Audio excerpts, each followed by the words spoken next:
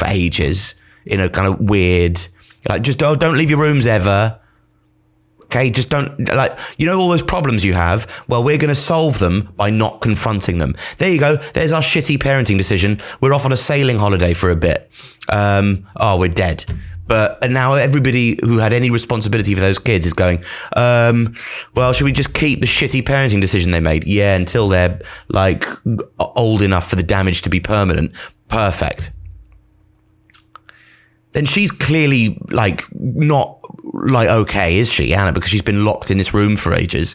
So she meets this bloke, Hans, and he goes, I'd like to, I mean, he's an abuser, is what we'd call him if it was a grown-up tune, but it's not, so we don't.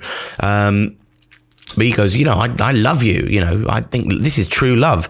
Love at first sight. You believe in all that tossy cock, don't you? Because you've been by yourself fantasizing about, the smallest screed of intimacy or affection shone your way, you'll respond to. So of course you're going to respond to this. I love you. But you just met me. I fucking love you. Oh my God, I fucking love you too. Let's get married. Right. Idiot, bitch. Like, you're trapped now.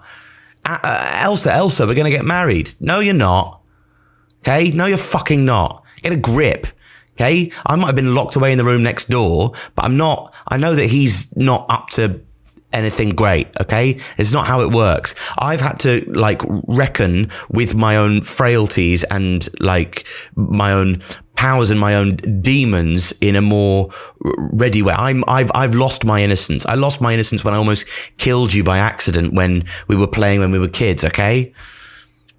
So I don't buy the bullshit. Okay? The good life is over for me, and it was over a long fucking time ago. He doesn't really love you. You're not getting married. Oh my God, I've made the whole kingdom snowy by getting too emotional. And that when I get too emotional, I turn everything to snow. I mean, allegorically, again, it's not great from a sort of gender perspective. Anyway, now I'm in a rush off to the North Mountain. Fast forward, and then there's this song in the musical. All of this is like 98 years. It feels when you're watching it. Have you ever been so bored that you like become very aware of the passage of time? Like, time usually is something kind of passive or like not a constituent element that is tangible. But boredom, this kind of deep, brings time into a sort of tangible quality. It's remarkable. It's absolutely, it's fucking remarkable. And then when they're up the hill, she meets Sven, doesn't she? And Christoph, that's his name. And she goes, oh, you got a reindeer that you talk to. That's nice. But again, she doesn't know anything because she goes, oh, you must be like an emotionally healthy individual that talks to your moose, your elk. Is it a caribou? Is it a caribou? Or is it a moose, or is it an elk?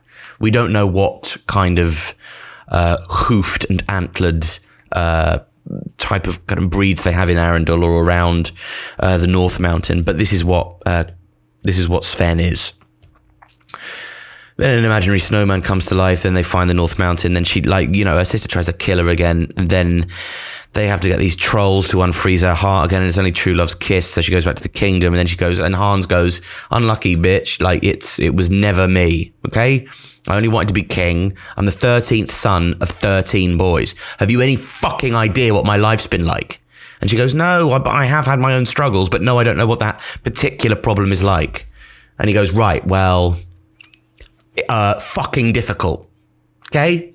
I've had the shit kicked out of me by 12 people for ages. And only having the shit kicked out of me every day gave me the wherewithal to travel across the sea, to come here, to emotionally manipulate you into giving me the throne. And now I'm not going to kiss you and melt your heart. I'm going to wait for you to die and then tell your sister that she killed you, which will actually be kind of true. It will just be, I will have manslaughtered you, but she will have been like actively, she would have murdered you. Okay, your own sister, who you love, who's the only person whose affection you've ever wanted, will have killed you because she can't control herself because of shitty decisions that your parents made. So I'm going to take control of the kingdom now, and conduct my business with the mayor of Vesselton. But then an act of true love. But then she tries to save Elsa. Anna escapes from prison with the help of the imaginary snowman, and then she tries to cover it. She goes, don't strike my sister with that sword, and puts her hand in the way, and then breaks the sword. And Hans goes, what the fuck? This is bad. It's bad news for me. I wanted to kill her, and now she's fine because of the woman who I said I love, but I didn't, got in the way. And then we all go, oh no, she's dead because she didn't get true love's kiss. But then it was like actually not a true love's kiss that she needed, but she just needed an act of true love. And the act of true love was to try and sacrifice herself to save her sister's life, despite her sister having been nothing but shitty to her this entire time. This sister has shown her nothing to make her go, like how inbuilt is this sense of sisterly love? It's incredible. It really is incredible. Anyway, the musical, you really mustn't go and see it. I understand that I've spent 20 minutes talking about it now, but you really, really mustn't go and see it, because it's pretty bad.